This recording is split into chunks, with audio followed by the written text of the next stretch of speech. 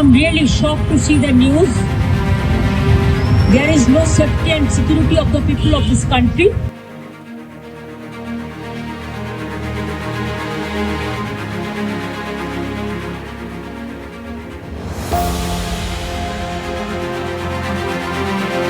देश में जब जब किसी नेता की मौत प्लेन क्रैश में होती है, तब तब ये सवाल उठते हैं कि ये हादसा है या फिर साजिश है। लेकिन अब सवाल ये है कि ये सवाल क्यों उठते हैं, कौन उठाता है ये सवाल। दोस्तों, आज देश के लिए अपूर्णीय क्षति हुई है। 3.5 दशकों से राजनीति में सक्रिय भूमिका निभाते रहे अजीत पवार का प्लेन क्रैश में निधन हो गया है।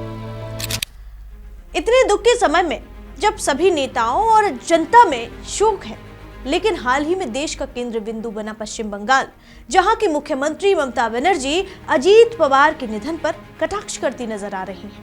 आखिर ममता दीदी को किस बात का डर है, या ममता दीदी अपने शक की सुई अब वहीं लेकर जा रही हैं?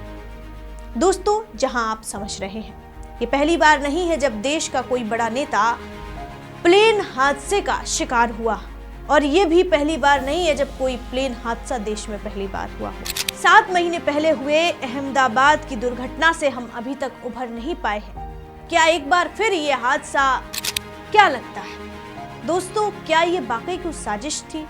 इस पूरे मामले को विस्तार से समझते हैं, देखिए ये रिपोर्ट। नमस्कार, मैं हूं आराधना नामदेव, आप देख रहे हैं वीके न्यूज। ममता बनर्जी ने अजीत पवार के प्लेन क्रैश में मौत पर जो बयान दिए हैं वो काफी गंभीर और संकेत देने वाले हैं। उन्होंने सबसे पहले शोक जताया कि वो सदमे में है और अजीत पवार की अचानक मौत से उन्हें बहुत दुख हुआ है। Of Ajit Pawar, Deputy Chief Minister, he died today morning in a plane crash.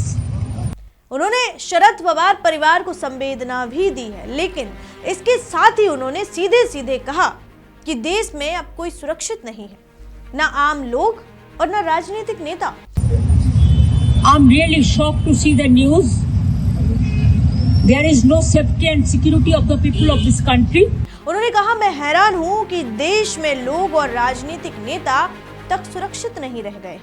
राजनीतिक नेताओं और आम लोगों के लिए कोई सुरक्षा नहीं है। ये बात उन्होंने कटाक्ष के साथ कही, जैसे वो केंद्र सरकार या सिस्टम पर सवाल उठा रहे हैं कि सुरक्षा इतनी कमजोर कैसे हो गई। अब सबसे बड़ा सवाल यह है कि क्या ममता को डर लग रहा है, या वो इशारों में कुछ कहना चाहती है। ममता ने सिर्फ जांच की मांग नहीं की, बल्कि सुप्रीम कोर्ट की निगरानी में जांच की मांग की और कहा कि उन्हें किसी अन्य एजेंसी पर भरोसा नहीं।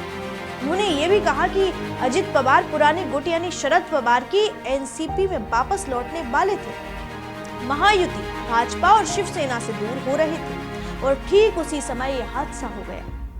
उन्होंने तोड़फोड़ या साजिश के एंगल से इनकार नहीं किया, बल्कि संकेत दिया कि ये सिर्फ हादसा नहीं हो सकता। ये बातें सुनकर लगता है कि ममता को राजनीतिक साजिश का डर है, खासकर विपक्षी नेताओं के लिए। वो खुद तृणमूल कांग्रेस की मुखिया हैं और केंद्र से लगातार टकराव में रहती है, तो शायद वो सोच रही हो कि अगर अजित पवार जैसे मजबूत नेता के साथ ऐसा हो सकता है तो कल कुछ भी हो सकता है।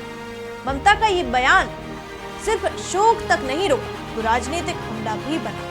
उन्होंने केंद्र की सुरक्षा व्यवस्था पर सवाल उठाए और कहा कि वीवीआईपी यात्रा में भी इतनी चूक कैसे हो सकती है। दरअसल राजनीति में ऐसे हादसे साजिश की तरह लगते हैं। वो इशारों में कुछ कह रही है कि सत्ता पक्ष कुछ भी कर सकता है अगर उनके साथ न चला जाए तो।